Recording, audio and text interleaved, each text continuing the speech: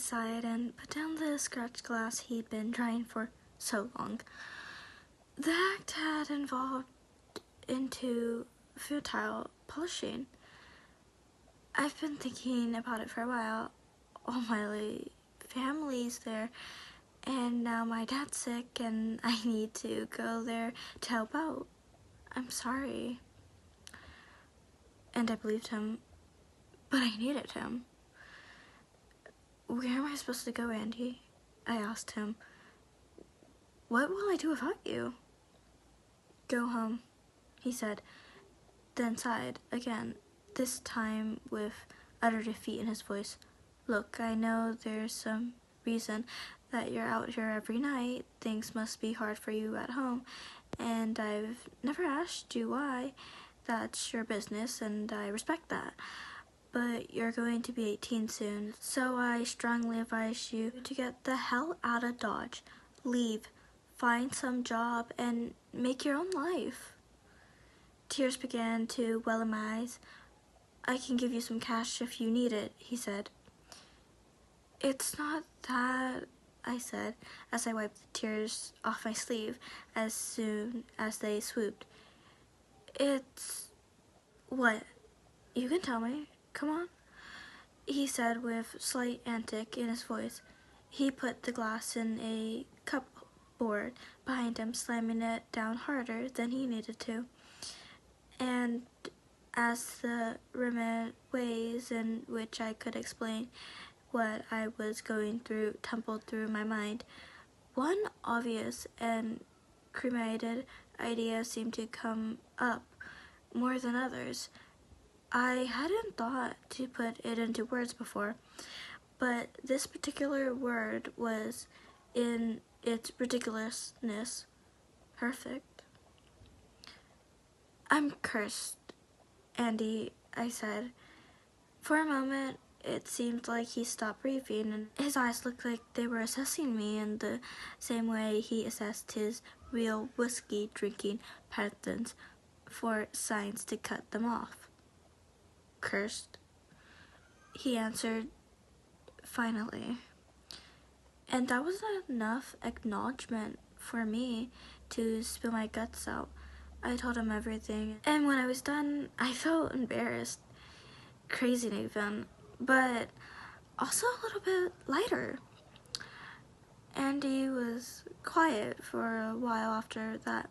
I dared not to look at him. I wanted him to process what I told him, give him the chance to make up his mind on his own. I meant, it was a crazy idea, and anything more I'd say would only strengthen that disbelief he held.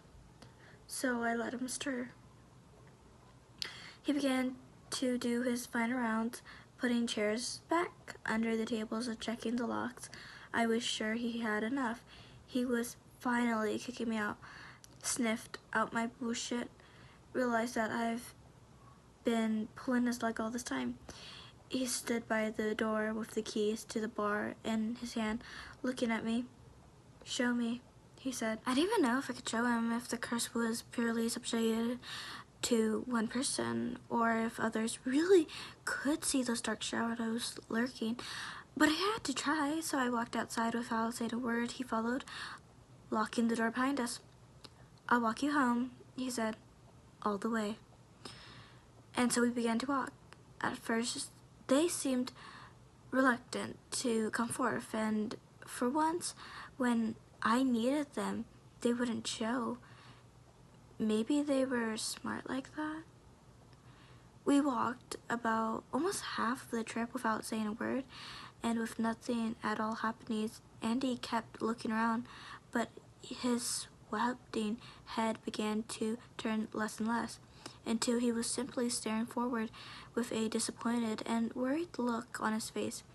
With no less than a quarter mile from home, I saw it. It was standing on the slatted rooftop of a fancy Midwest modern house. It seemed to emerge from the darkness of night itself, its features dimmed and visible only by the aura and faint streetlights. But it was there, Its body stood in at least 9 feet tall, with long, sharp arms that seemed to drag on well below its knees. Its face was blurred, but I knew it was looking at me. My legs screamed in agony for permission to run, but they stalled. I had to stall. This was my last chance.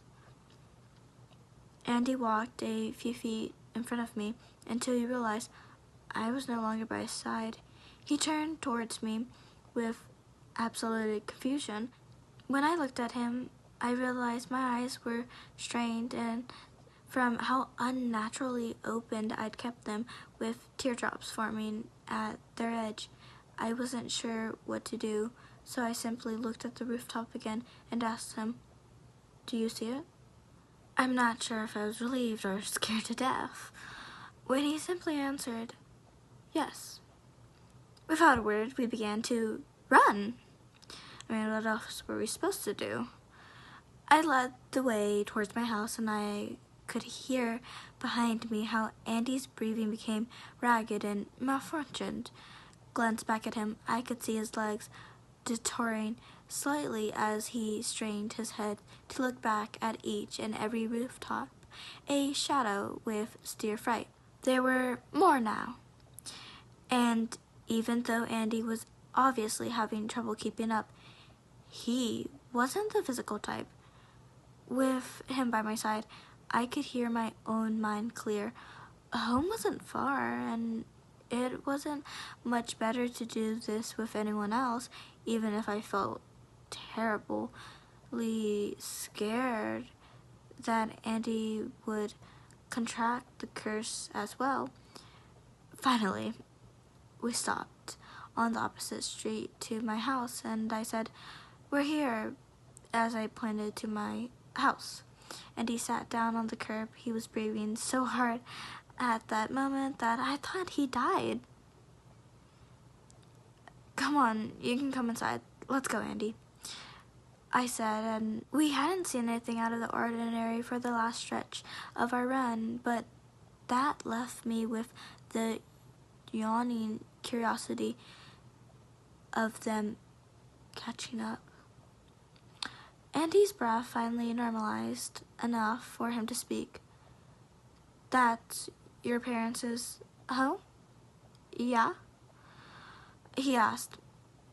"Yeah." "And are they home?" "Yeah." "Come on, let's go, Andy. They'll catch up."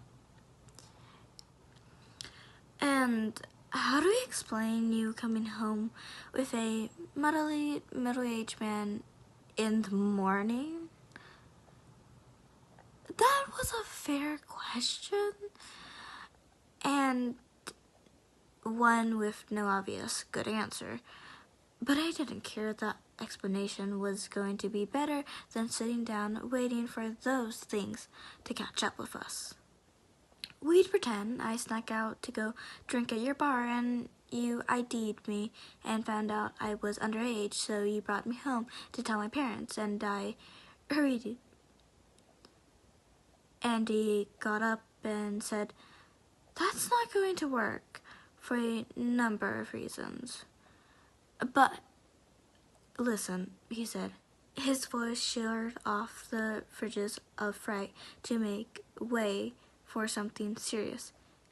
Andy looked around the rooftops and the shadowy lawns, giving an extra second or two to evaluate the long road behind us.